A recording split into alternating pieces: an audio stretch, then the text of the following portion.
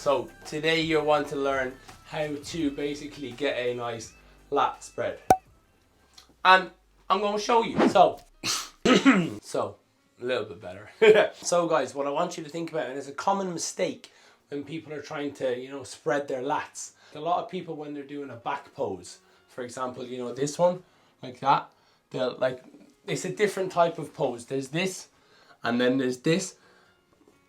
So basically what's happening there is when people do this one, they're squeezing, they're retracting their scapula. And a lot of people don't notice, but your lats actually have an attachment point on your scapula. So when you retract your scapula inwards, it pulls your lats in with it. So what you have to do is, instead of going like this, you need to let your scapula, your shoulder blades come out.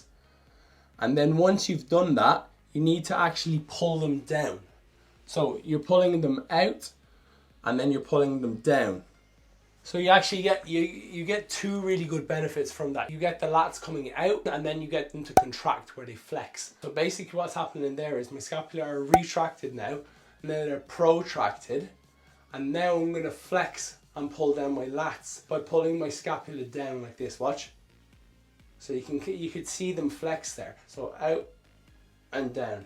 And that's really all there is to it. But a lot of you are going to struggle with actually doing that movement. And one of the things you can do is, if you think about reaching out to the side without actually leaning. So if you keep your body where it is, you reach your arm out, and then you try and reach your arm even further out.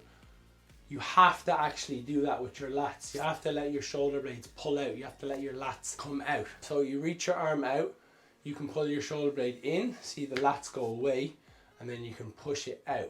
Literally all I'm doing there is pushing my hand further and further and further. And you can see now, if I pull after that, if I pull my shoulder blades down, look what happens. You can see a nice contraction all down through my lats here. Now guys, what you do have to be careful of is, if you want your waist to stay looking a bit smaller and a bit trimmer, and the lats and shoulders to look a bit bigger, what you have to be careful of is not falling into this trap where you do this and you just flex everything and this happens. See the way like everything's just puffed out here basically. Like my abs are basically the same size as my chest doing that.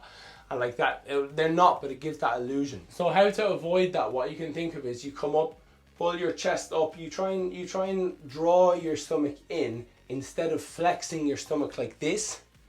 Because this is what happens when you do that. Everything just comes out and everything gets bigger down here. If you want your waist to look smaller and your chest to look bigger, what you have to do is you kind of bring your chest up, you do your lats, and you're pulling your stomach in instead of going like this. Yes, you do pay for it in terms of the fact that your abs don't look as good. So like they obviously look a bit better here like this than they do when you're in.